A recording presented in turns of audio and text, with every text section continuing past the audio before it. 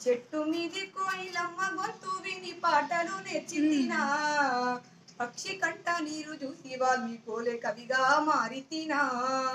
అభిమన్యుని కోలే అమ్మ కడుపుల పద్మ వ్యూహాన్ని నేర్చితినా